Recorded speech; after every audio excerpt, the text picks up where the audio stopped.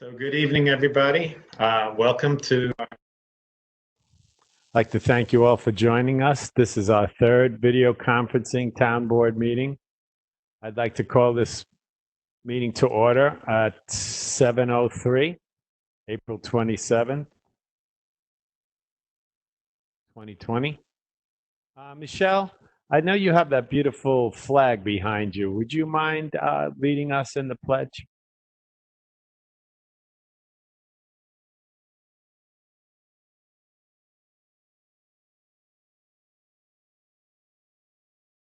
There we go.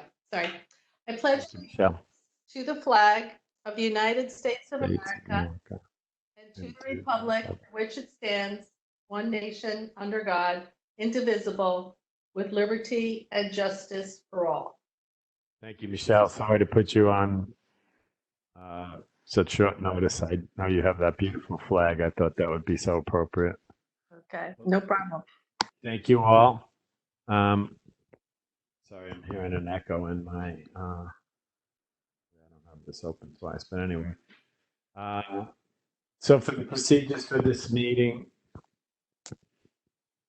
Dave, could you see if I'm logged on twice? I'm hearing an echo. Now I'm not hearing it, so maybe it went away. Thank you.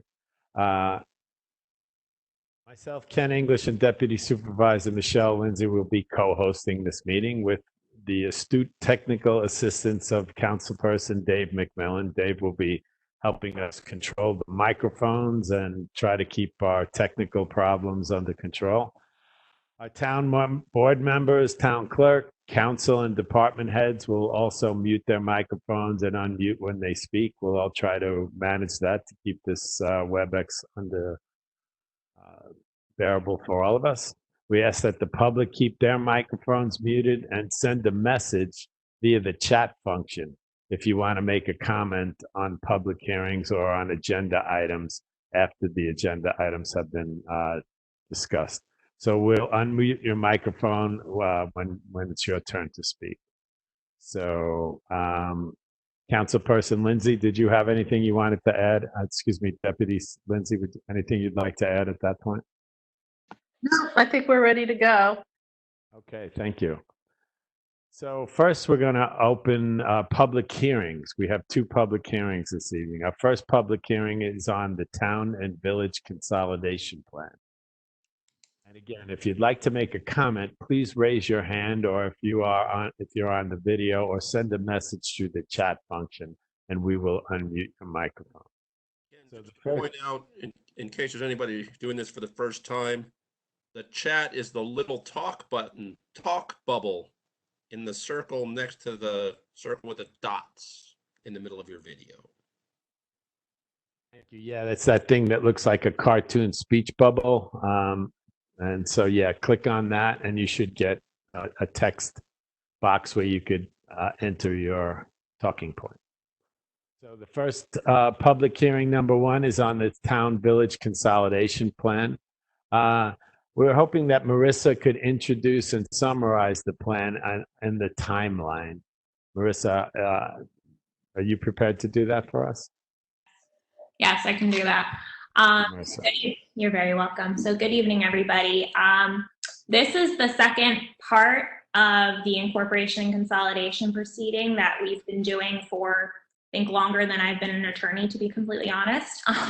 So everybody on the board will have fond memories of how this started. So we're at the concluding component of this process. We're at step 2, essentially, and there's many steps within each of those, step 1 and step 2, but we're at step 2 at this point.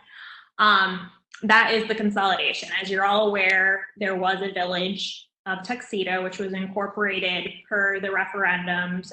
Votes were a majority in both cases, incorporating the village and then setting up for the consolidation proceeding, which will consolidate the village with the existing town of Tuxedo. So as I said, now we're at this point.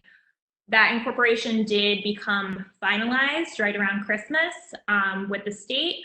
So now we're moving forward with the rest of the consolidation plan as we've previously discussed it at previous meetings. So the consolidation plan is something that the final plan was spoken about during the February 10th meeting with the town board. And it's available online, but it builds upon the existing plan that was submitted by the electorate. So all of the public members who were involved with this process are the ones that really created this. We've just built upon it in reliance upon some of the comments and questions and other just general things that have come up in the past about year and a half at this point when we started really working on the petition. Going forward from that, just to summarize, there's everything that's included in this plan. It's very short. It's only 2 pages because the name of the game really is that the status quo is going to continue. We're not taking any additional powers. One thing we've specifically talked about a lot during these meetings where we've discussed the incorporation consolidation proceeding is that Supervisor English, or whoever the supervisor will be in the future, is not going to take on the additional powers of a mayor. So that's one thing that had really come up quite a few times that people are concerned about. All the town board members will continue to have their existing powers. But they will also have the ancillary powers of a village board of trustees, which is the same as a council person in a town. That really just goes back to the 2 reasons why we even did this proceeding in the first place. And that would be so that we can, potentially prevent any new infrastructure from coming in within the village, the new village's borders. That includes, like we've talked about with the Millennium Pipeline or any pipeline in the future or any similar type of infrastructure that the new village, which is the same as the town, doesn't want within its borders. We can determine via resolution that we don't want that to happen. And that's something that a village is explicitly allowed to do. There's no ancillary provision in town law, which is what governs towns and what they can do via resolution, which is strange, but it's just a way that New York State government works. So that's one of the reasons. The other reason, which is more important, I think, in this day and age, Millennium Pipeline was a huge issue a couple of years ago. And they've since gone their way, a separate way from the village or from the town. But is that villages, there can be no additional village within the new borders of the consolidated town village that will be created in a couple of months when this proceeding is over. So that's basically a rundown of what's in the plan. I'm sure that people might have specific questions about what's in there.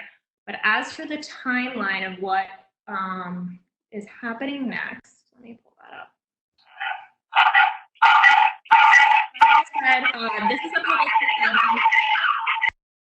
As Supervisor English said this evening earlier, this is a public hearing and this is required. There has to be one public hearing on this consolidation plan, which, as I said before, really builds off of what already exists and what was proposed by the electorate with just a couple of clarifying terms and phrases. Let me get the timeline up. Okay, so if the public hearing is closed tonight, we already had discussed at the previous meeting 2 weeks ago that we could have a second hearing if we deemed it necessary. So we'll decide that tonight at the end of the public hearing, whether or not we think that needs to happen. That second hearing would happen on, I believe it was May 7th, which is a Thursday. Those hearings need to happen statutorily before May 10th because the hearings need to be held within 35 to 90 days after that February 10th determination that I discussed previously, which is when the town board formally accepted a draft final plan for the public to review.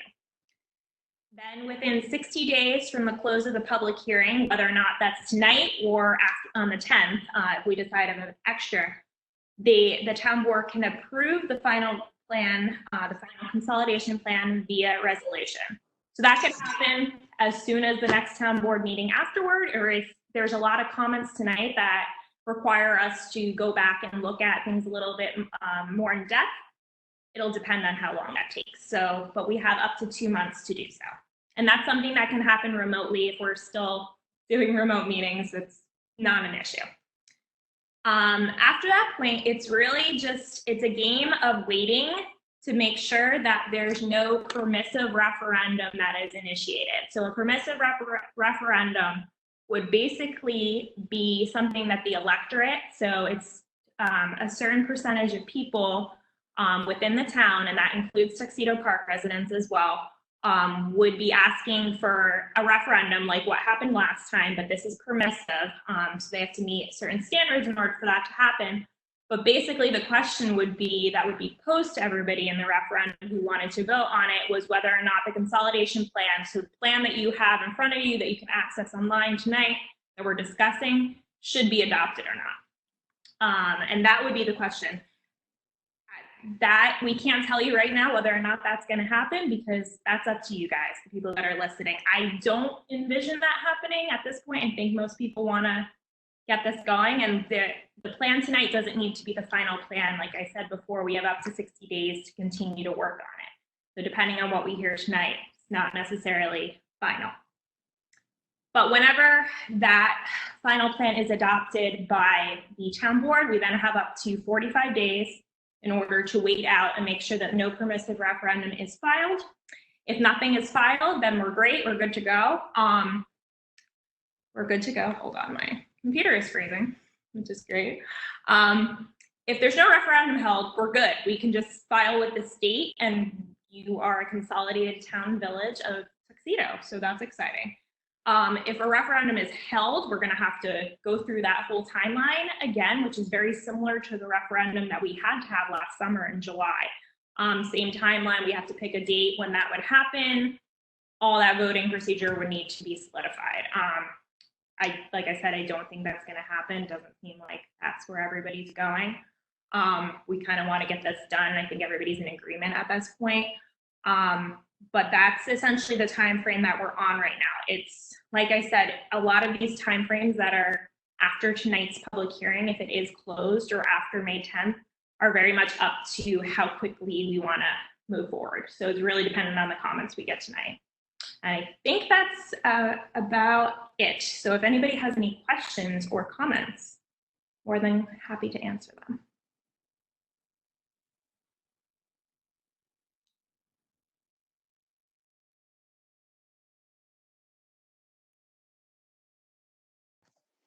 So Ken, you can open up the public hearing and see if people send you a message that they would like to speak.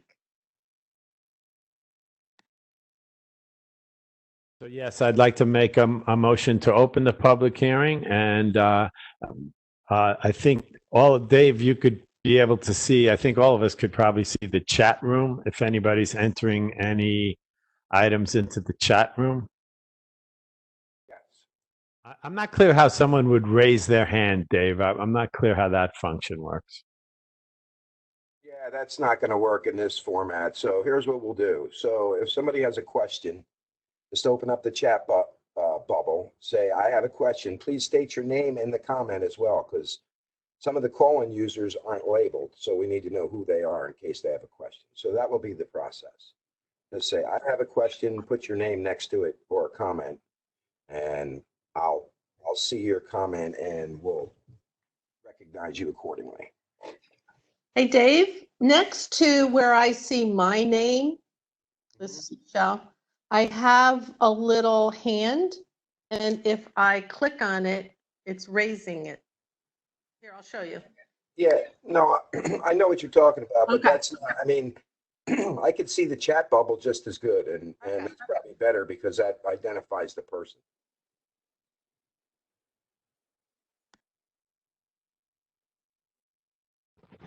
So far, I don't see anybody in chat. I guess we'll give it a couple of minutes.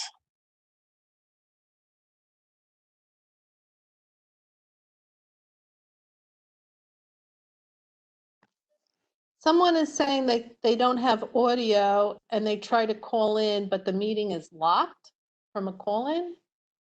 It's a WebEx problem. You have to call in again. I answered. I think it was Leslie, right? Right. Yeah, it's a WebEx problem. The WebEx is kind of oversaturated these days. So Yeah. Okay. I suppose as an alternative, you could go down the line and see, unmute them and see if they have a comment. I don't know. What do you feel like doing? yeah, that's good. That would be kind of rough. I mean, Well, the other way, there we go. We have somebody in the chat there. I'll say Leslie says she's. she's on, yeah. Well, of course, we are accepting written comments. We would hope that people could submit their written comments by April 30th, which I believe is this Thursday. And all your comments will be reviewed by the town board and considered. But I think as of now, if no one is posing a question to the chat or waving their hands frantically in front of the camera that they want to be heard, could be another option. But I have a feeling, Dave and town board members, that I think people have probably had ample time to respond to this. I think we weren't expecting a lot of public comments on this because this has been before the town for such a long time. So I'm kind of hoping that the lack of hand raising and chatting is due to the fact that people are feel informed and want us to move forward on this.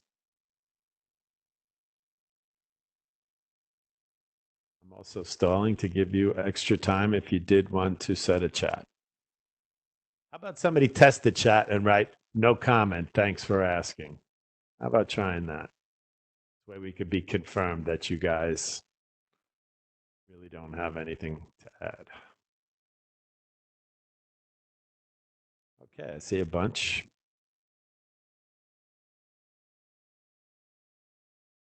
Don Gould, Leslie. Gano. Okay, so the chat feature's working successfully. Ken, this is Jay, please go ahead. Who aren't watching. I think that I would recommend that we, like you say, we keep written comments open to the 30th. I think that maybe we put a note to that effect on the town website and not have a second meeting and move on with this. Good idea.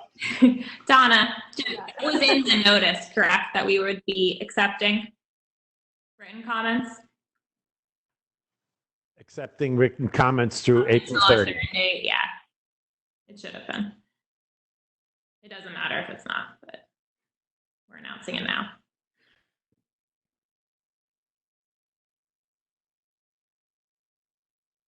So Marissa, would I close the public hearing with that notice that we're accepting written comment through April 30th?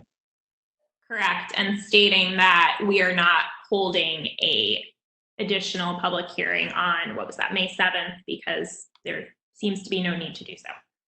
Okay, so I'd like to make a motion that all members of the public wishing to be heard have been heard. We will keep the public hearing open for written comment until April 30th. And I'd like to see, I'd make that motion. Do I have a second? I'll second that. Seconded by Jay Rychat. Any discussion on that with the town board members? I would just include that we're not going to have a second meeting. And we will not be having a second meeting on Monday, May 4th. I believe we had a tentative second date, but we will not be having that meeting. So Jay has seconded. I'll have a roll call vote. Excuse me. Ken English, yes. Michelle Lindsay, Yes. Maria May, Yes. Dave McMillan, Yes. and Jay Reichgott. Yes. Okay. Thank you very much. So we now have public hearing number 2 on local law moratorium on development approvals. Ask Marissa to explain the legislative process purpose. But I'll just say that the purpose of this local law is to temporarily suspend requirements to approve developments while the town considers changes to its comprehensive plan and considers and adopts changes to its land use regulation. Marissa, I don't know if you wanted to add anything to that. That was pretty perfect. But just to add that this is something that is already on the books. We just need to extend it.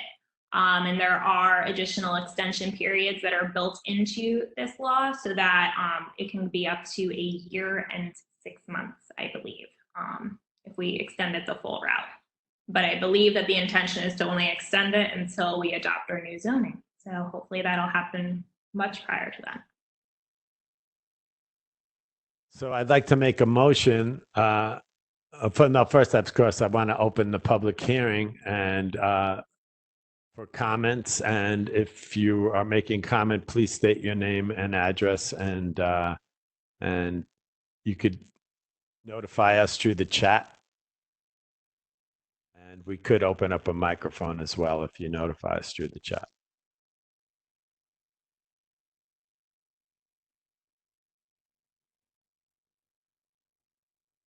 Again, it might be helpful if you don't have a comment to just let us know that it's not a technical difficulty.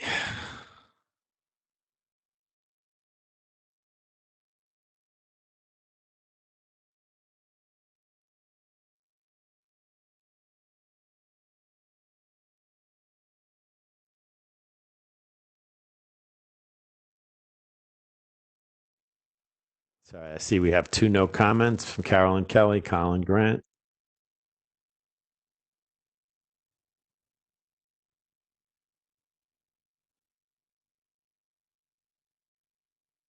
All good. Gonal. Give it 1 more minute.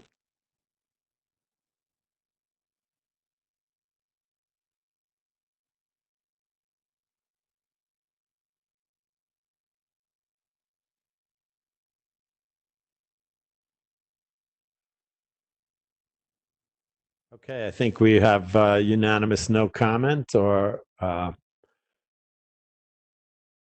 think we've given it enough time for people to chat in if they needed to, or wave their hands frantically, whatever works.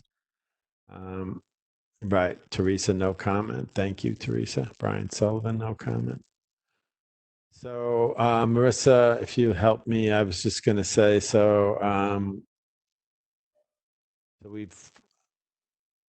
I'd like to make a motion that all members of the public wishing to be heard have been heard. Mhm. And similar, I'm thinking I'd like to make a motion. Do I have a second To close the public hearing. to close the public hearing, please? I'll second. Any discussion? Thank you. That was Maria, I believe. I think we should keep it open for written comments until April 30th as well, since we have the other law open until the 30th. That sounds great. So with stipulation that we keep the public hearing open for written comment until April 30th. Any other discussion on this? Okay, I'd like to do a roll call vote. Ken English, aye. Michelle Lindsay, Aye. Maria May, Aye. Dave McMillan, Aye. and Jay Reichcott. Aye. Okay, thank you all. So again, public comment available to be submitted in writing through April 30th. Marissa, did you have something you wanted to say? I just wanted to add that we obviously, since it's a zoning law, we have to wait for it to come back from the county, but it was already sent last week by the lovely Donna. So we should be in good shape to, I mean, as quickly as we get it back, either I would assume it's going to be local determination, no comments, 'cause that's what we got last time on the same law. So hopefully for next meeting, if not, it would be the meeting after that. Will be 30 days, more than 30 days. So we'll be good. Thank you for that clarification. The minutes. I'd like to make a motion to accept the minutes of the town board meeting held on April 13th. Do I have a second? Second, Michelle. Any discussion?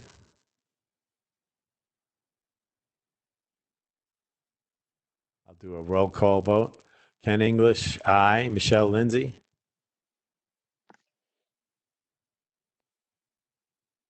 Michelle, I'm sorry, I didn't hear you. Sorry. Aye. Thank you. Maria May, Aye. Dave McMillan, Aye. Jay Reichcott. Aye. Okay, meeting minutes from the 13th have been accepted. Thank you.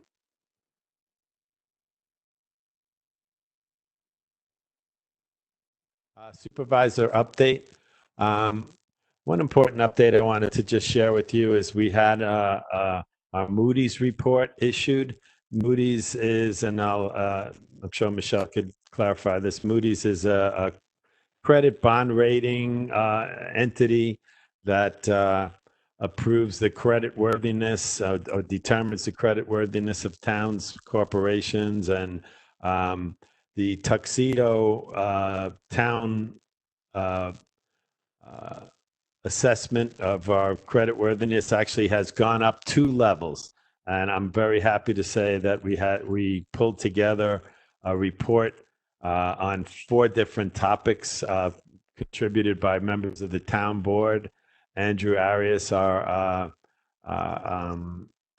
auditor company, Brian Sullivan, the bookkeeper, Dave McMillan on cybersecurity.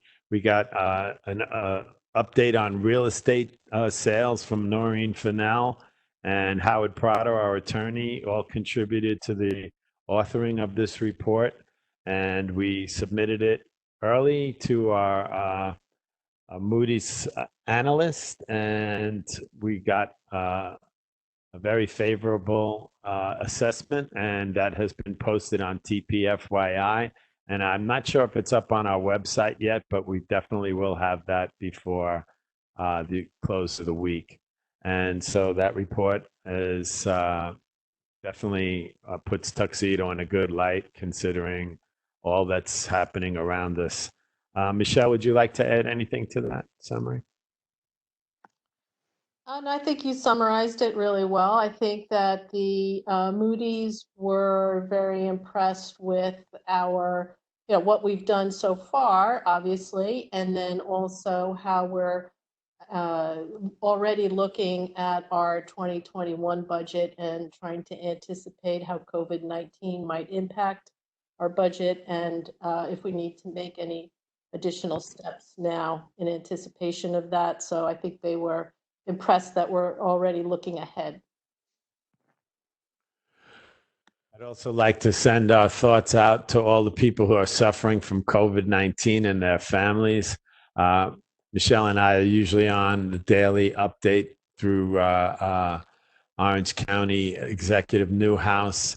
The latest numbers today were that there are 8,238 positive cases of Corona-19. 2 weeks ago, when we had our last meeting, it was only 5,598. So in the last 2 weeks, that number went up 2,640 cases. So obviously, we're still in the throes of this pandemic. On the deaths, 299 deaths have been reported in Orange County. That's up 134 from 2 weeks ago.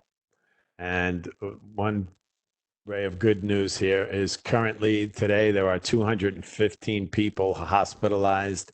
Back 2 weeks ago, there were 321. So thank God 106 less people are in the hospital than were 2 weeks ago. So although the cases have increased dramatically and deaths are up 134, it looks like the number of hospitalizations have gone down, and I think that is a major indicator that we are over this hump, so to speak, and that we're flattening the curve. So let's hope that that trend continues. And again, as of April 15th, all essential employees who interact directly with the public must wear masks. As of April 17th, all members of the public must wear masks in public in any situation in which they cannot maintain the social distancing of 6 feet. I'd recommend that people double that to 12, but the mandate is for 6 feet. Antibody testing is expanding through commercial labs, Quest and LabCorp, but still isn't anywhere at the levels that we hope would be in place by now. And Orange County is working with neighboring counties to develop a coordinated economic development plan and business opening plan. And of course, Tuxedo Town Hall will be contributing their own business opening plan, and we will be working on that diligently over the next few weeks. So Our Long Meadow Road facility, we continue to work with the Department of Environmental Conservation. We have secured the site. We are now moving towards working with them to determine a testing procedure and a remediation plan. It's our hopes to get majority of our consent orders straightened out by the end of this calendar year so that we can remove that liability from the town of Tuxedo. The sanitation plans for reopening town hall will be built off what we had a successful sanitation procedure at the police station and cars. And again, we'll be working with Shari to get a contract to sanitize town hall, and we'll be setting a date pending on the executive orders from the governor as to when we should start teeing it up to get town hall back open for business. But I'd like to say, you know, everybody at town hall has been working extremely diligently to keep business going. We're responding to phone calls. Almost all the activity has been moved off-site by access through computers and from working remotely. And we have weekly check-ins at the very least with all town employees, and I have almost daily check-ins with most functions in town hall. So I'm extremely proud of the work that everybody's doing to keep our business moving forward. And that was actually a big comment from our Moody's analyst that said was very impressed that we were able to maintain our level of functioning throughout this COVID-19. I'd like to turn the town board members, ask if they have any updates, and I'll go back to my camera so I could see. Marie and Dave, I think you guys wanted to update us on the work on the town website. Sure, go ahead, Maria.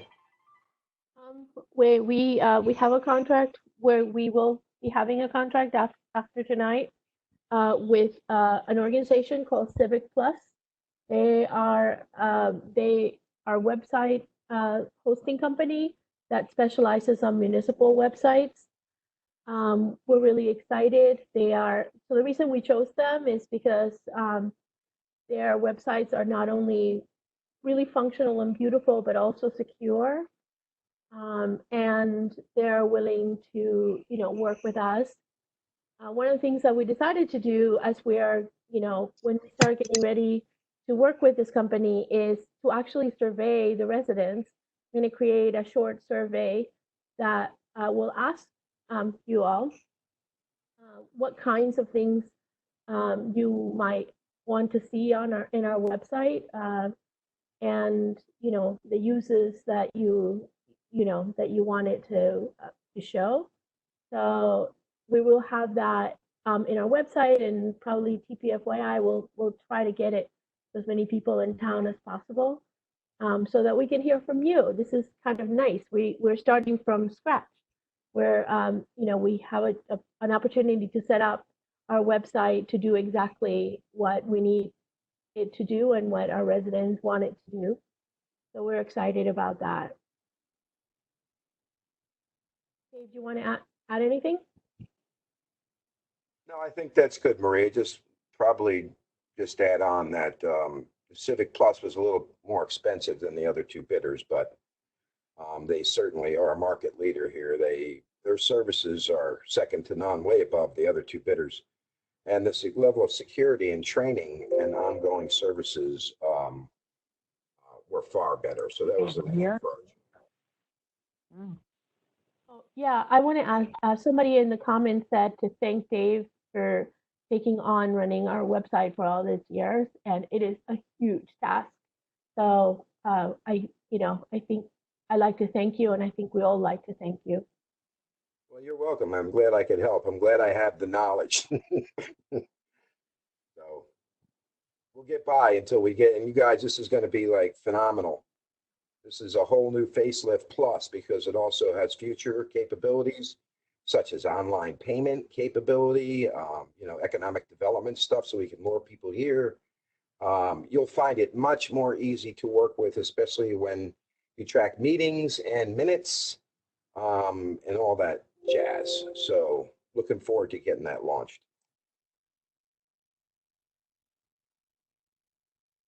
Thank you, Dave and Maria. Very exciting.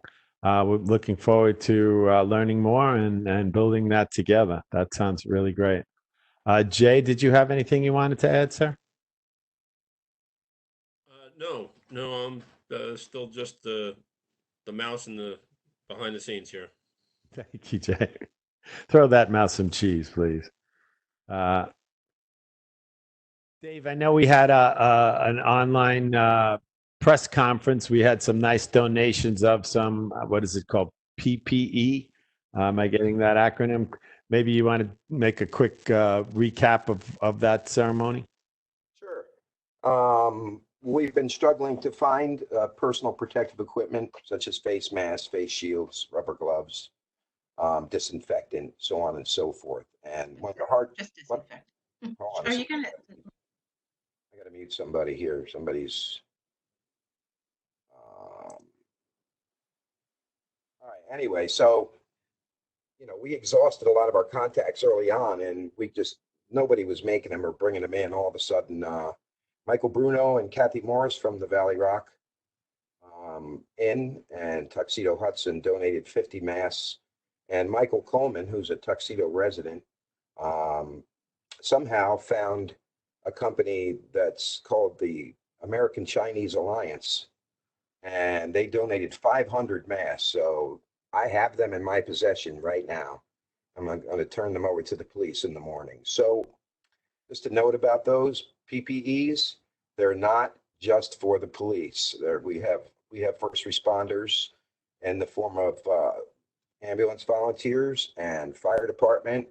We also have town hall employees who will eventually come back to work, hopefully, and these masks will be very beneficial to their existence there. So we will share the wealth. The police department is the focal point for delivery. So anybody who needs them in a first responder role or an employee role, for the town hall, I'll handle your needs from my seat.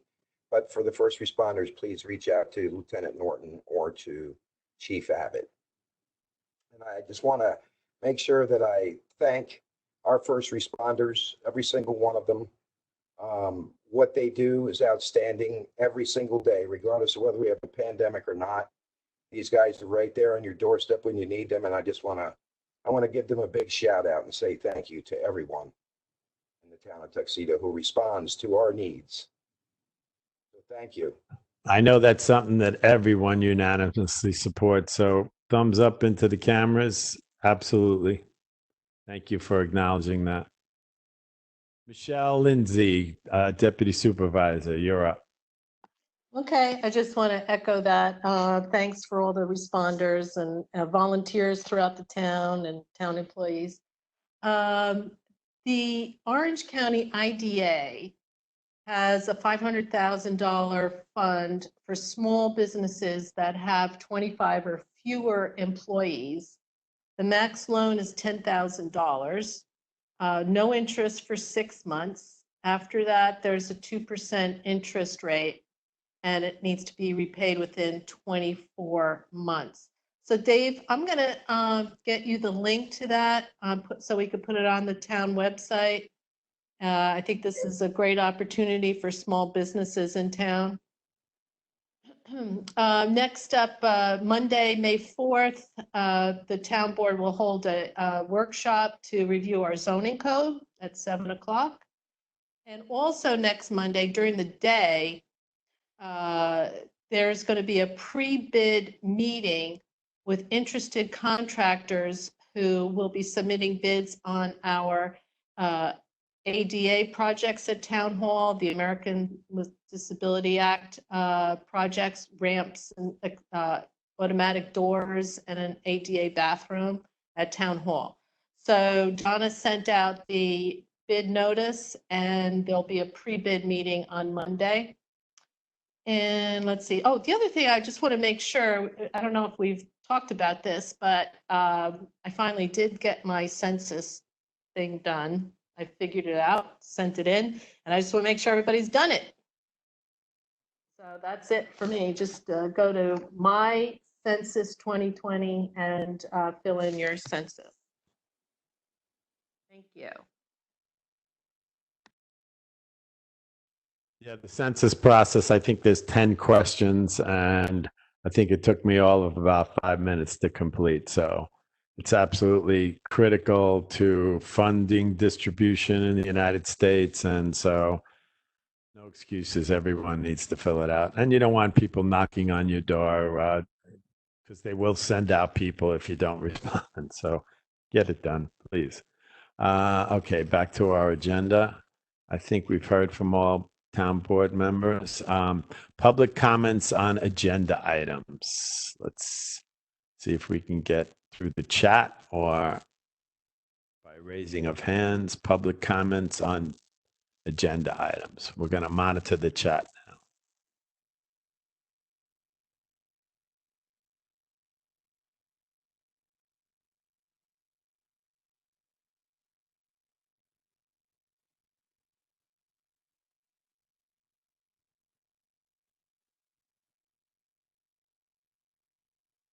I'm not seeing any chatting coming in. If we do see it in the next couple of minutes, we'll make sure we acknowledge it. So agenda items. Number 1, the remote process for grievance day. I'd like to make a motion to formalize the town of Tuxedo's assessment and real property grievance process to comply with the governor's executive order and to establish remote procedures as detailed in the following resolution, which I will read now. So the resolution regarding 2020 assessment roll and real property grievance process. Whereas the governor of the state of New York has issued various executive orders and limitations on municipal action so as to protect the public as well as municipal employees during the time of this COVID-19 pandemic, including Executive Order 202.22, issued April 20th, 2020, which authorizes local governments to take certain actions pertaining to real property tax assessment practices pursuant to Article 5 of the Real Property Tax Law, RPTL. And whereas, consistent with the foregoing, the town board desires to protect the rights of town taxpayers to pursue lawful assessment roll review and grievance proceedings while protecting the health and safety of such persons and municipal employees. Oops, excuse me. Now, therefore, in accordance with Executive Order 202.22, it is resolved by the town board as follows. Number 1, all whereas paragraphs above are incorporated herein by reference as through set forth in full. As though set forth in full, excuse me. Number 2, the tentative assessment roll shall be published on the town of Tuxedo's website, and taxpayer review of the tentative assessment roll with the town assessor shall be by appointment only. Set appointments to be conducted only by telephone. And number 3, Town Board of Assessment Review shall only hear grievance complaints remotely by telephone, conference call, or similar service. The hearing of said complaints shall be by appointment only. Number 4, the town assessor and board of assessment of review in consultation with the town supervisor and the town's attorney will establish any necessary procedures to implement the resolution and the assessment review and grievance process. Do I have a second? I'll second that, Ken. Thank you, Dave. Any discussion on this? Town board. Michelle, I would just say, what is it, in number 3? Just to remotely by telephone, conference call, or similar service, which I'm assuming means something like WebEx? Yes. Yeah, okay. All right, thanks.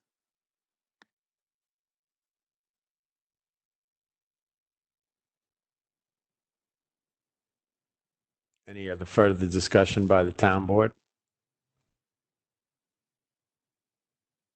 Okay, I'm going to do a roll call vote. Ken English, aye.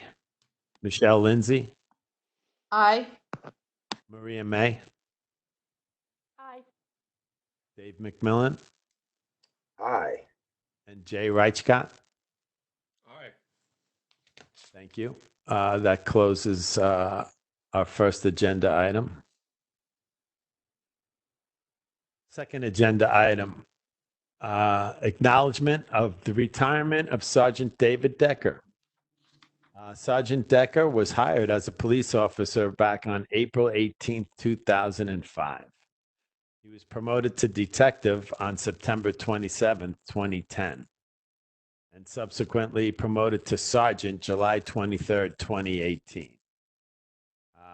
The math on that shows Sergeant Decker has given 15 positive years of service to the town of Tuxedo, and the town board, and I'm sure residents of Tuxedo would like to acknowledge that diligent service to our town. And I'm going to acknowledge that both through the camera raising of the official thumbs up, Sergeant Decker. I'm sure we have a unanimous thumbs up from everybody here in town. And thank you for your years of service. And we look forward to your continuing dedication to the town of Tuxedo. And thank you so much for your service. I'd like to also just open that also up to any other members of the town board to acknowledge. Yeah, Just- Dave is, go ahead, Michelle. Okay, I'll say. You first. All right, thanks. I just want to thank Sergeant Decker. He's been a great police officer and sergeant, and wish him all the best. Yes, I want to echo that same thing. I've known Dave for a long time. He's definitely one of the most ambitious police officers I've ever met. And if he wasn't coming back as a part-timer, it would be a big loss. It'd be hard to fill his shoes. But hopefully the board, will take that action and we'll see what happens there. So he did, and Ken, just so that everyone else knows, he did apply to come back as a part-timer, correct? I haven't seen the official paperwork, but look forward to doing that. And we'll definitely work with the town board to review that. And I expect a positive outcome for sure. I do. So congratulations, Dave Decker. We won't miss you. Hopefully you'll be back, and we'll see you soon. Amen. Well, thank you. And that resolution doesn't require a vote. We all vote positive on that one. We have resolution number 3, agenda item number 3, resolution approving town towing licenses. So yes, please. I'm sorry, John. Jump in a minute. There's been a request that we basically read off the agenda items for those people who haven't had a chance to get them. Before we actually go through them, is that the request, Jay? Just, read the headings of what we have left so people know what's coming up. Thank you. We'll do that right now. So number 3 is the resolution approving towing licenses, for towing cars in the town of Tuxedo. That's an annual event. Our 4th one is the approval to enter into a contract with Civic Plus. That's the website development company that Maria and Dave were talking about earlier. Number 5 is the Board of Assessment review. We need to revise some of the terms to comply with the real property tax law 523. Number 6 is an appointments to the Tuxedo Farm Sewer LDC. And we'll explain that, of course, when we get to that item. Number 4 is approval of a SAM grant, state aid to municipalities. SAM is the acronym, and we'll be explaining that. That's the 7th and last agenda item, and then we would wrap it up with department head updates and public comments and vouchers.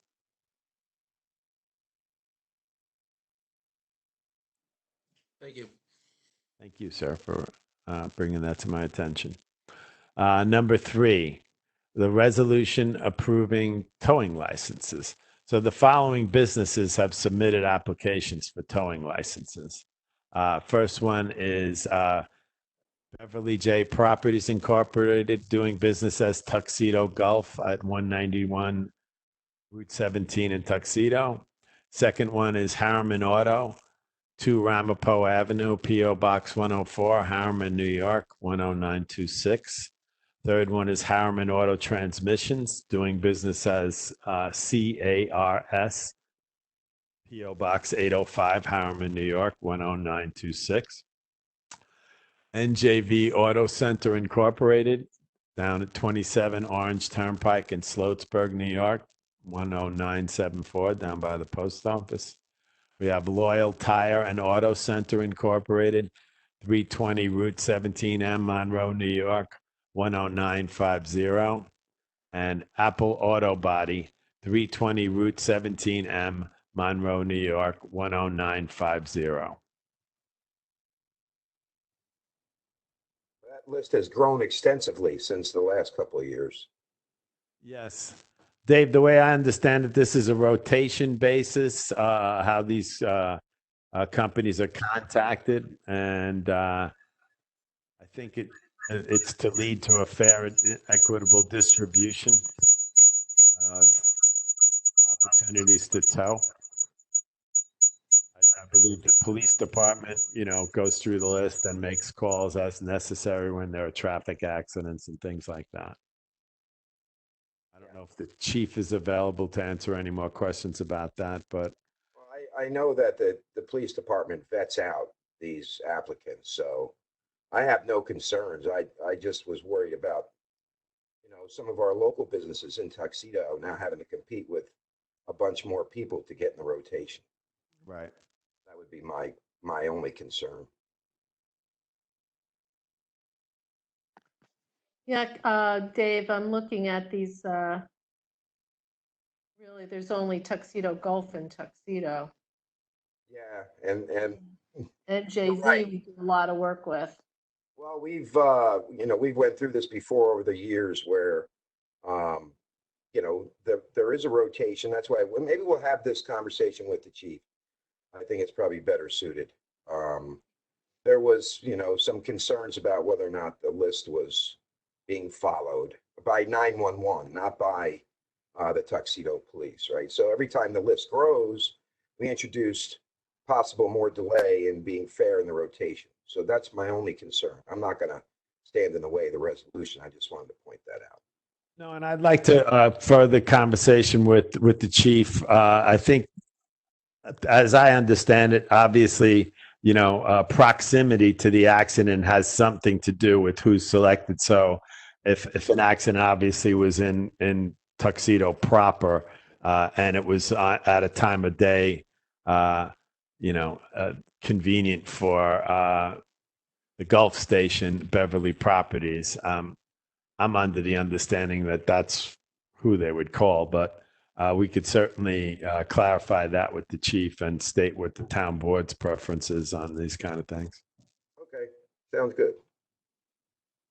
I want to make sure, I'm not sure if I said this, but I'll make a motion that the applications for towing licenses that have been submitted are hereby approved through December 31st, 2020.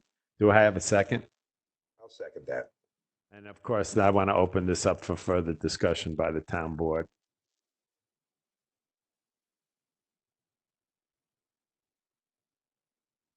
So if there's no further discussion, I'd like to do a roll call vote. I'll start with you, Dave. What's your vote on this? Aye. I'll say myself, Ken English, aye. Councilperson Maria May. Aye. Councilperson Jay Reichcott. Aye. And Deputy Supervisor Michelle Lindsay. Aye. Okay, I think that was a unanimous vote on that. Thank you, everybody. We're to item number 4, approval to enter into a contract with Civic Plus. Again, this was the web development company that Dave McMillan and Maria May were explaining to us earlier, I'd like to make a motion that we adopt the following resolution, which I shall read. Whereas the town board has determined to update its website to meet the current challenges and to facilitate electronic communications with the public. And whereas the town board solicited and obtained 3 proposals from a variety of service providers as required by the town's procurement policy, and has determined that the company Civic Plus LLC can provide the scope of services best suited for the needs of the town. Now, therefore, be it resolved, number 1, the town awards a 3-year contract to Civics Plus LLC for the total cost of $14,250, payable over 3 years at an annual rate of $4,750 per year. The town supervisor is hereby authorized to execute the proposed license and service agreement dated April 10th. Sorry, my screen just jumped.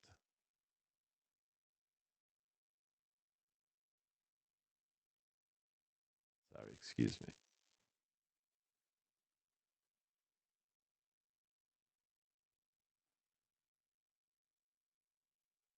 Aha, here it comes back.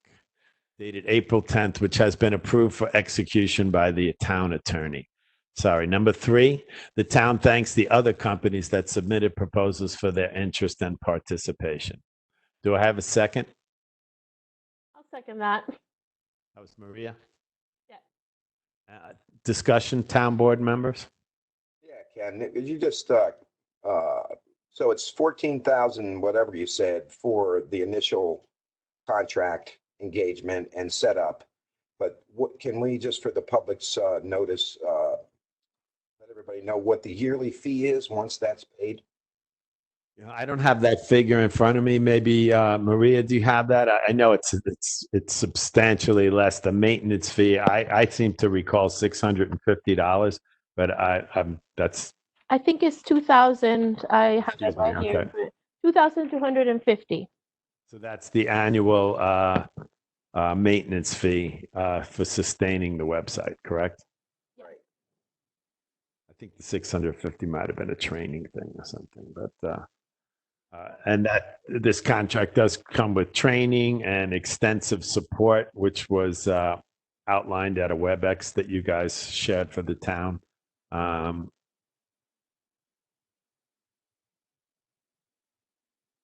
any other further discussion by town board members?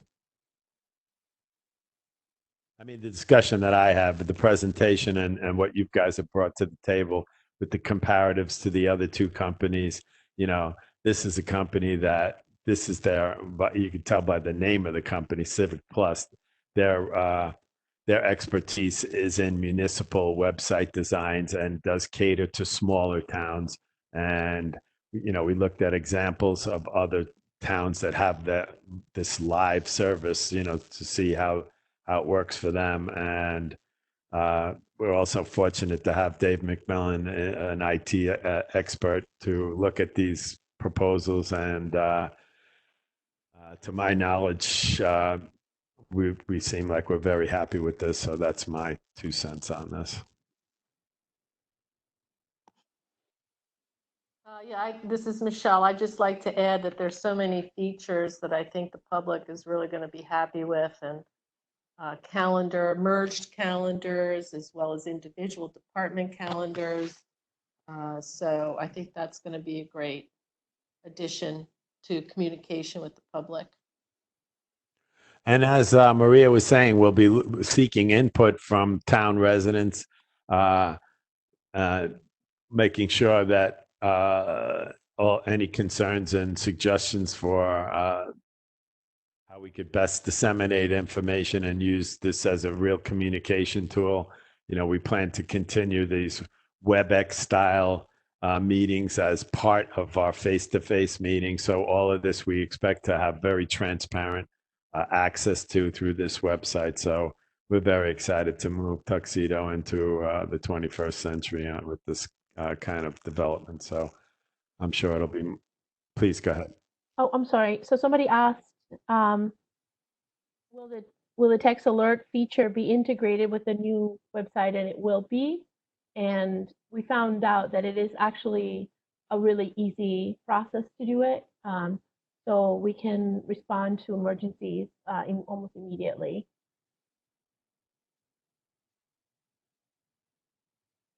Leslie, no, it's not red alert. We currently have Nixle, but this solution will help us negate the extra cost of Nixle, which is about $3,000 a year, I believe, 2,000. So we'll be able to integrate it right into our website. So if I'm understanding you right, Dave, that right there is saving us $3,000 a year. It definitely is. Yeah, Ken, absolutely. Wow, that alone is less than the annual maintenance. It's almost like paying ourselves back $1,000 a year, right? Yeah, that's crazy good. Okay, so if there's no further town board discussion on this, I'd like to do a roll call vote. I'm going to start with Councilperson Dave McMillan, Aye. Councilperson Maria May, Aye. Councilperson Jay Reichcott, Aye. Deputy Supervisor Michelle Lindsay, Aye. and myself, Supervisor Ken English. Aye. And thank you to Dave and Maria for your diligent work in identifying this. And we look forward to the training and implementation that I know will make this a real positive asset to our town. So Look forward to it, and thank you for your support as well. thanks. And I also like to thank Marissa Dolbaum and Donna, because they helped us also do some of the research for some of the companies that we looked at. So it was really helpful to have their input as well. Well, thanks to them, and thank you for acknowledging that. Definitely wouldn't have wanted to skip over that. Okay, agenda item number 5, Board of Assessment Review, revision of terms to comply with Real Property Tax Law 523. So we have before us a resolution amending Board of Assessment Review terms. And it's going to be some of that whereas kind of language, so bear with me. Whereas the Town of Tuxedo Board of Assessment Review, acronym BAR, is a municipal body which meets to process requests for review of property tax assessments within the town, with members appointed as necessary by the town board pursuant to Real Property Tax Law, RPTL 523.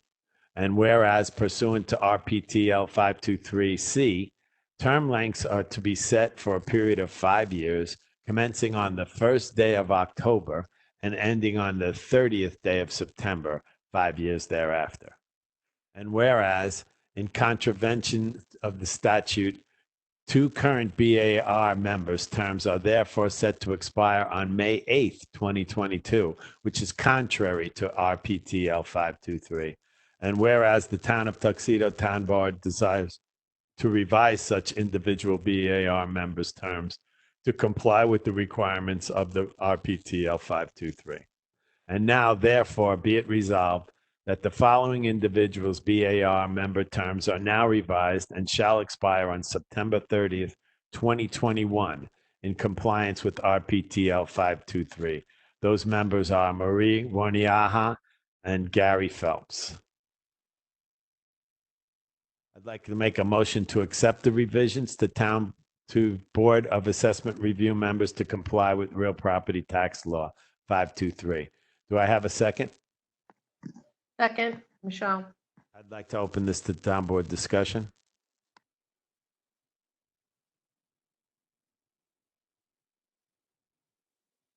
I'd just like to say that, there was basically an error when I think when these people were sworn in. I think there might have been some, I'm not exactly sure the total history, but this is really just to correct the termination date. And so it's almost like a bookkeeping correction. So that's my take on this. And also, we want to make sure that on our new website, all of these dates for appointments are clearly displayed, so which would help minimize any potential for these kind of bookkeeping errors. And just keep it straight so people know when there's a when there's a position becoming vacant, because we will also correct it so that one term expires every year. So every year we'll be recruiting a member for those boards. So I'm going to stop talking and also just give it another second if anybody else on the board wants to comment or question.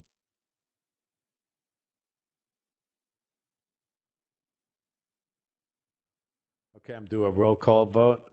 Start with myself, Ken English, aye. Michelle Lindsay, Aye. Maria May, Aye. Dave McMillan, Aye. and Jay Reichgott. Aye. Okay, great. We've fixed another element in our reorg package. Thank you. Number 6, appointments to the Tuxedo Farms Sewer LDC.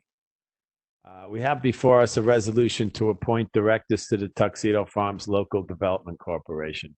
This is also, as was just pointed out, this is the Sewer LDC, which basically administers business elements of the Sewer LDC that was part of the Tuxedo Farms development contract.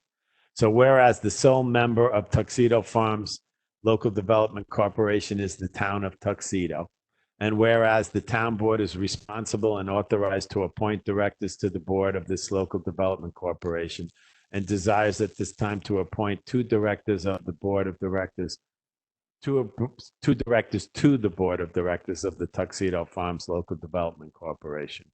Now, therefore, it is hereby resolved that the following persons be and hereby are appointed to the board of directors of the Tuxedo Farms Local Development Corporation to serve at the pleasure of the town board or until their successors are appointed and shall qualify.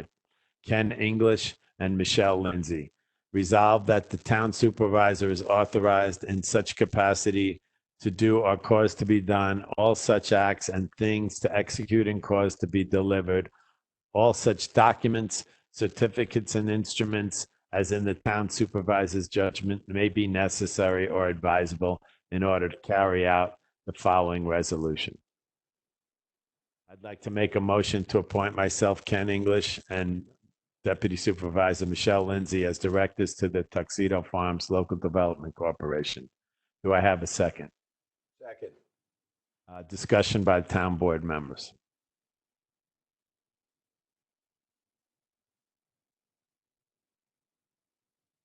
I'm going to call for a roll call vote. I'll start with myself, Ken English, aye. Michelle Lindsay, Aye. Maria May, Aye. Dave McMillan, Aye. and Jay Reichgott. Aye. Thank you. That resolution, item 6, has passed. We're at our final agenda item, approval for the SAM grant, state aid to municipalities. I'd like to make a motion that, subject to the receipt of the SAM grant funds, the town board authorize the expenditure of the budgeted amount of $130,000 that was committed and approved in the 2020 budget for the new roof on Town Hall, line item A1620.2, to be sourced from the general aid fund revenues. Do I have a second? Second, Michelle. Discussion? Yeah, I'd like to just add a little explanation. We've talked about this SAM grant, and Senator Metzger has awarded the town $100,000 to apply towards the cost of the town hall roof. And this resolution is just to finalize the paperwork that now needs to be completed, and they need this wording. So it's already been talked about before, and the budget has already, we already budgeted 130,000, and we're with this paperwork working towards getting 100,000 from the state aid to municipalities fund from Senator Metzger. Well, thank you for that work. That's a great addition to our budget, tapping into these municipal grants. And I understand that it's always the town is expected to contribute something towards the project. That, from what I understand, they never fund 100% of the cost of a project. Am I correct in that, Michelle? Well, yeah, I mean, we submitted for 125,000. We actually budgeted 130 to have a little cushion in case we needed it. And so, yeah, so we applied for 125 and got 100. Okay. So it's up to the town to make up that difference, but basically we're getting a new roof for $20,000 out of taxpayer money. So thank you for following that through. Any other discussion at the town board? I want to thank Michelle for it takes so much work to read all of these documents, and and I'm learning. So she really is an expert at this. I'm in awe. So thank you, Michelle. Thank you, Maria. I don't know if I call myself an expert, but I'm trying hard. Yeah, thanks, Michelle. I know it was a lot of work to do that. Yep. Oh, you're welcome. It's like this much paper that you have to read through this. It's like, So thank you, Michelle. And you're welcome. Okay, well, that's all positive discussion. So I am going to call the roll call for a vote. I'll start with myself. Ken English, aye. Michelle Lindsay, Aye. Maria May, Hi. Dave McMillan, Aye. and Jay Reichcott. Aye. Excellent. So wonderful. That was our seventh and final agenda item. Any other business that's coming before the town board since the agenda was put together?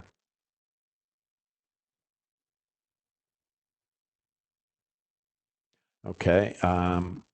I'm going to move to department head updates. I'm going to call around. If there's nothing to present at this time, that's fine. Just let us know. I'm going to start with Donna Matthews, town clerk. Donna, turning the microphone over to you if it's working and unmuted. Good evening, everyone. Everything's pretty much status quo, just plugging along here, getting a lot of things done. And that's it, staying well. So you've been managing with this online and responding to messages, and Oh yeah, we're getting there. I know you have. I just want everybody to understand how diligent you guys have been in responding to the needs of town residents, even though our doors are locked. And thank you. Yes, thank you.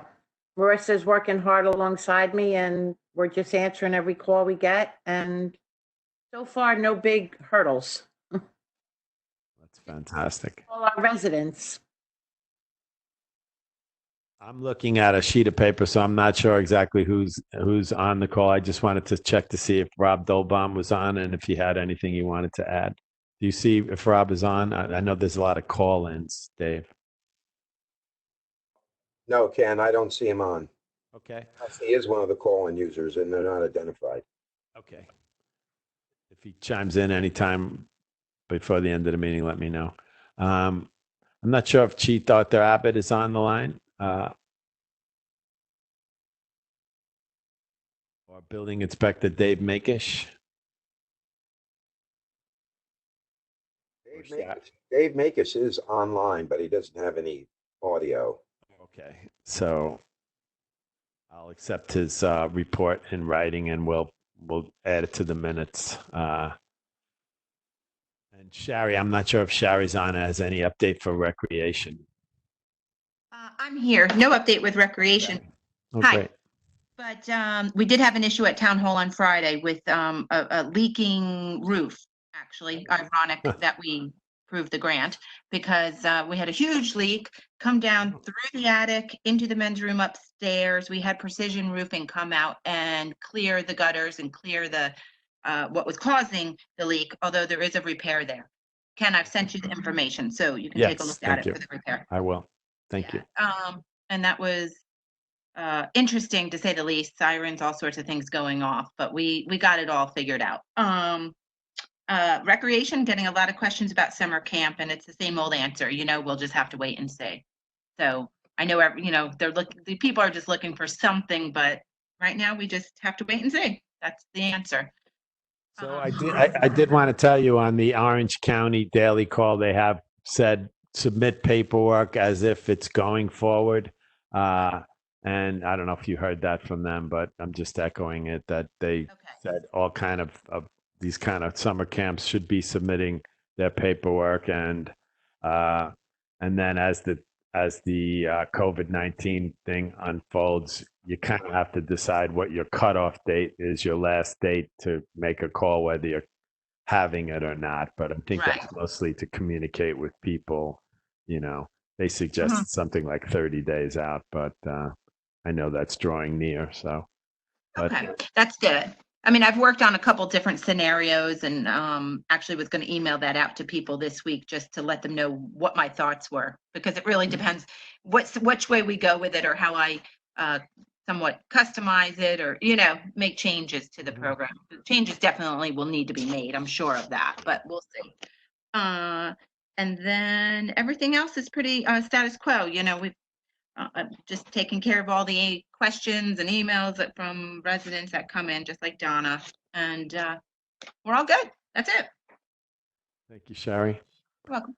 We're at the public comments on the agenda item. And Dave, I'll try to look to see if we have any chat stuff on, but public comments.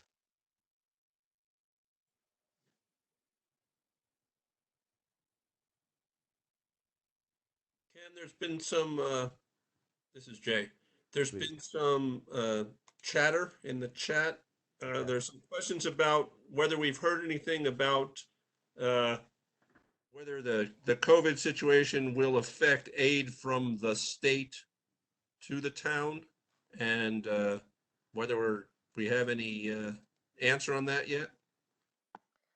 I can address the CHIPS question, which is the aid for highway department. And I was on a call yesterday afternoon with Senator Metzger, and she says that they are maintaining CHIPS at the same level for next year. So that's in the budget that was just passed by the state.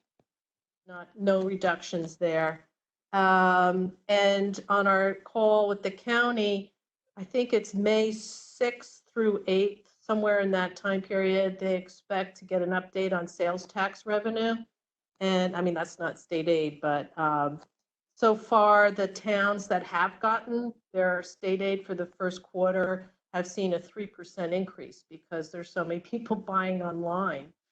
So, but as far as going forward, what we said with the call with Moody's is that we are very conservative in our 2021 budget.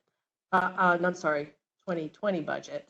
And that as far as sales tax and mortgage tax goes, that we should be okay. And we were very conservative in the budgeting process. And and we're looking ahead, as I said earlier, as to what those two things would be as far as from sales tax, mortgage tax, and state aid.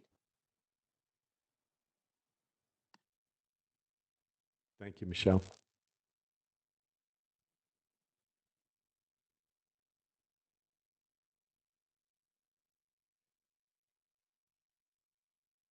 Hey, Ken, it seems like Lieutenant Norton is a call-in user.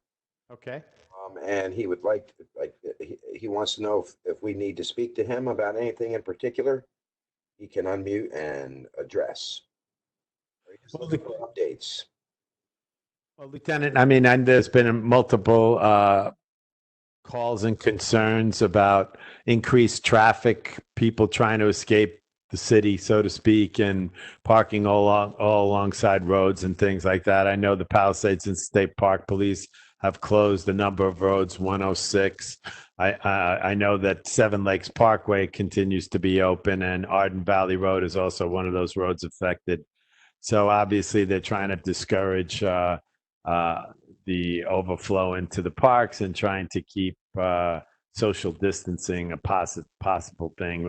But obviously walking on trails that are no more than 5 feet wide, when you get crowds out there, it's pretty difficult to pass people and maintain social distancing. But I guess the concerns from residents are parking, and I know that a lot of those concerns are beyond what we can do, but I'd like to give you an opportunity to just address those concerns.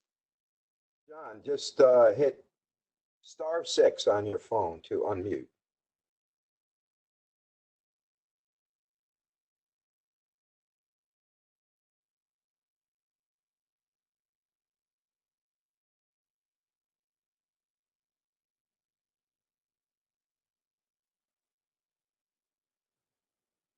That's not working.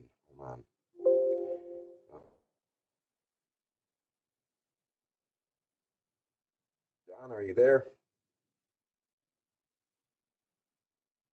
All right, John says *6 is not working. So that's part of the problem we've been having with the congestion in WebEx, especially over the phone, on the phone side of WebEx. So, John, we'll contact you tomorrow.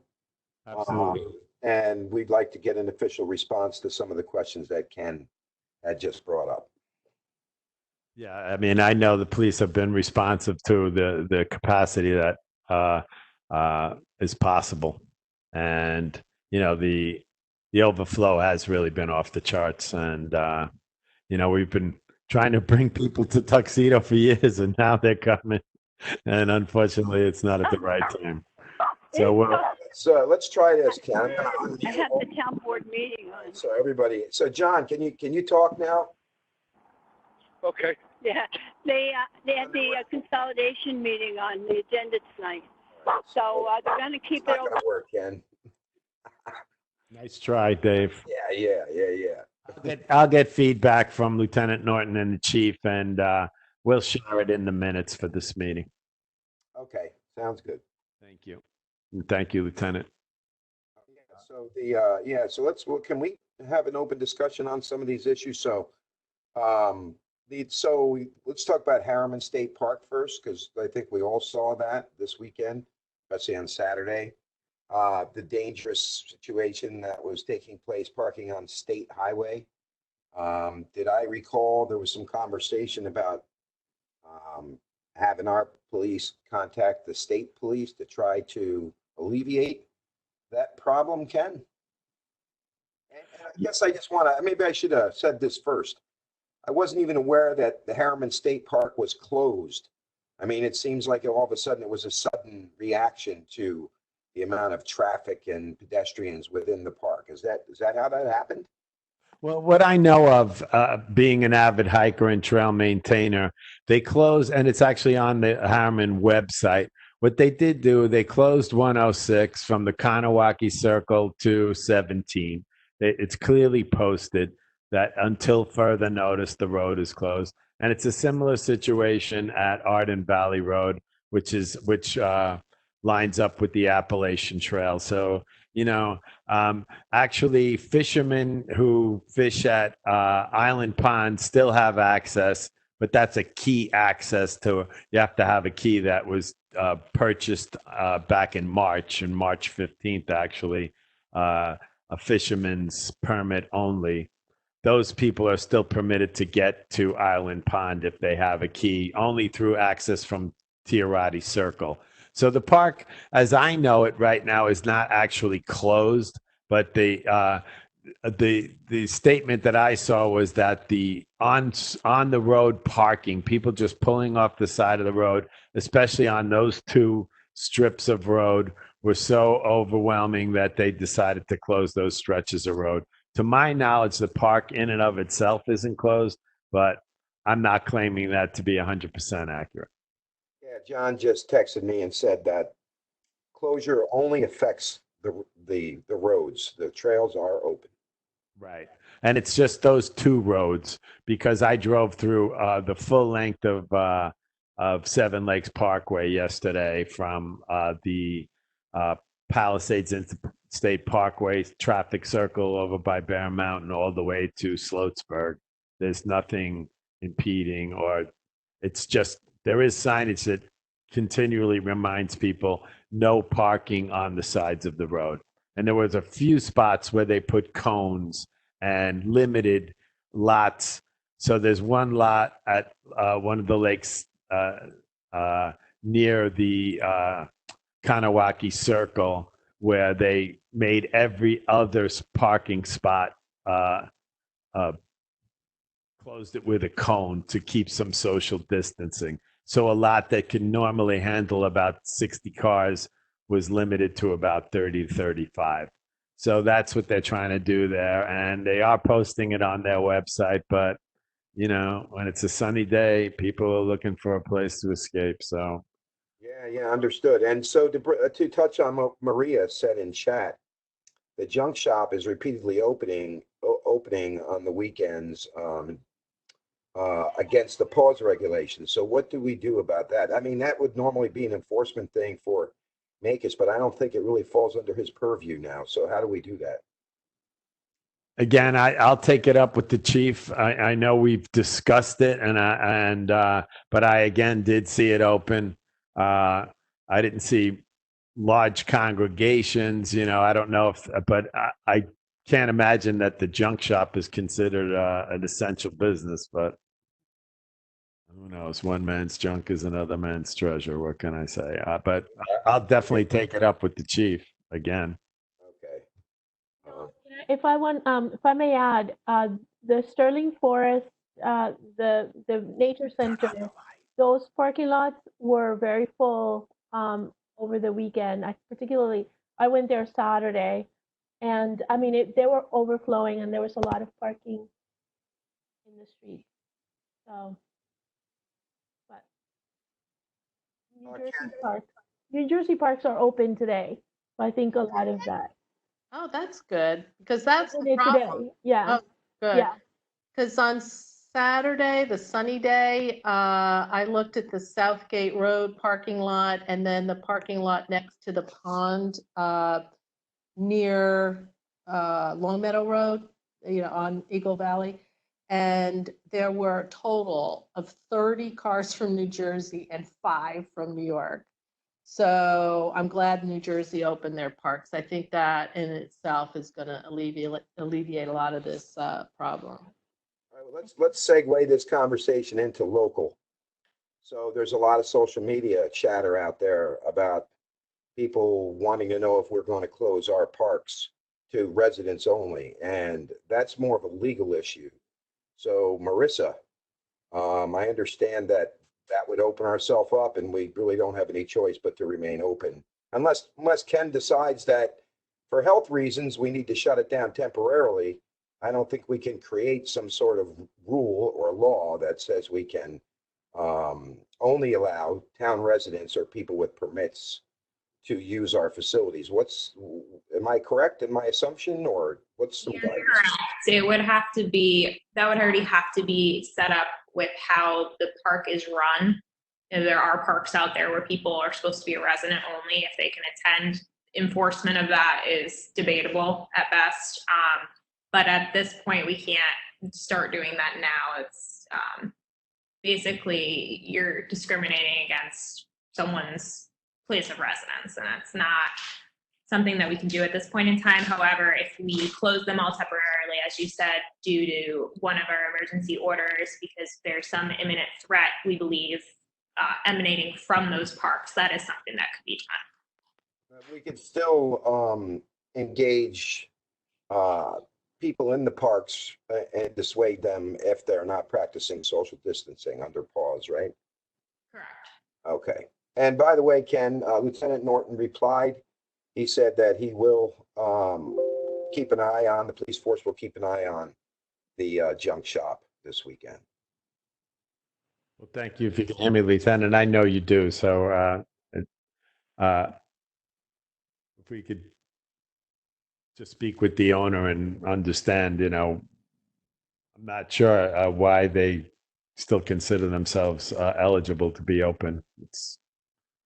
I don't know, Marissa, if you would have any knowledge, I mean, whether a local business like that should be even open. You know, I haven't seen any evidence that that would be an essential business. So Specifically the junk shop, is that what you're talking about? yeah. It depends on how they're functioning too. All these businesses can be open even if they're not essential, if they have one person there. only working. And if they are Oh, I see. following every other guideline, so it would really require a little bit more research Okay. to see exactly what they're doing, which we can do for sure. So having one employee is one of the criteria, obviously, and I guess there's, well, of course, there's the edict in effect that if you're in any environment where such as that, people are supposed to be wearing masks. So that's something you would expect a business person to be enforcing. You know, I would imagine there's some onus of burden on the business owner to enforce that rule. Correct. And one of the executive orders does specifically say that any business that is open, anybody who is there, who is dealing with the public, regardless of whether they're social distanced or not, they need to be wearing a mask. Right. So that's some of the criteria that Tuxedo PD could at least be looking to see if they're compliant. Well, yes, John said just now that they may fall under a loophole as essential because they do sell appliances, whether they're manufactured last week or 50 years ago. So, Yeah, I think there's a way, yeah, that they must sell something that could be deemed essential. The guidance as to what's essential, many more things than you would think are essential under Economic State Development Office's guidance. So it sounds more like the criteria like we were just discussing, number of employees on site, whether the business is enforcing any kind of social distancing and the requirement for people to be wearing masks in any situation where they're can't maintain social distancing.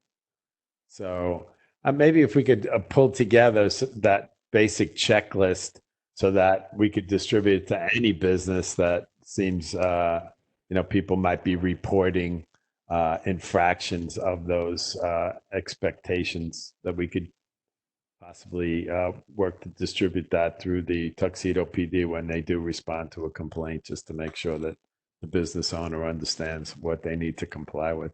That's just a suggestion at this point. I could work with Howard and Marissa to see what that should look like. Sure, we can do that. And then I'll work with the chief to decide how to best disseminate that. But we do recognize, the difficulties, and I've been in quarantine, so to speak, since March 15th. So, I'm taking it very seriously, and haven't been in contact with anyone other than my wife. I haven't even seen my grandkids, who I'm used to seeing 4 days a week, since March 15th. So I'm feeling it. And but somebody also asked to repeat the corona, and I will do that because it'll only take a second. But as we mentioned earlier, there are 8,238 positive cases of corona in Orange County right now, and that's up 2,640 from 2 weeks ago when we did this webinar town board meeting. So 2,640 increased over the last 2 weeks. There's 299 deaths just in Orange County, and that was up 134 from 2 weeks ago. And now there are 215 people hospitalized, but that actually went down 106. So that's good news. So Out of that, I'm looking at the website now. There's 54 confirmed cases in Tuxedo. And usually the people who are tested are the ones that were really showing some serious signs. So I think, Michelle, you just said 54. I've heard estimates that, those numbers are skewed because the only people that went for testing were the ones that were seriously affected. So I would imagine that infected number is much higher. So best to stay home, stay safe, and let's try to stay together as a town. Any other further discussion in the town board? Or I'd like to move to the vouchers, if I may. I'd like to make a motion that the following vouchers, having been audited by the town board, are hereby approved for payment. These are claim numbers 201-291-6715 through 201-291-6768. I'd like to make a note that check for claim number 201-129-16751 has been deleted. Do I have a second on this motion? I'll second. That was Maria. Yep.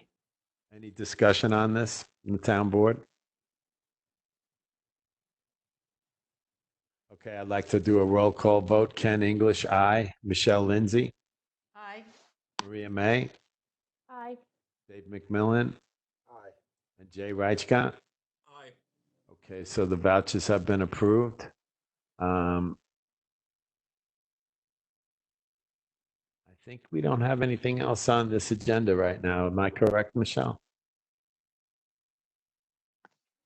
That is correct. Okay, well, the ever popular adjournment motion. I'm going to let Maria read the adjournment. Oh, but she probably doesn't have the script in front of her. I don't want to put you on the spot. I'd like to make a motion to adjourn this meeting at 8:38 p.m. Do I have a second? Second, Michelle. Second, Michelle. I'll take the roll call. Ken English, aye. Michelle Lindsay, Aye. Maria May, Aye. Dave McMillan, Aye. and Jay Reichcott. Aye. Thank you, everyone. Thank you, Dave, for helping us run this meeting. And Michelle, thank you. You did a Herculean job organizing our script today. And thank you all for attending. I hope you all stay safe. And I hope we get through this sooner and look forward to Family Fun Day and a nice sunny day, hopefully in August or early September. Thank you. Stay safe and be well. Bye-bye.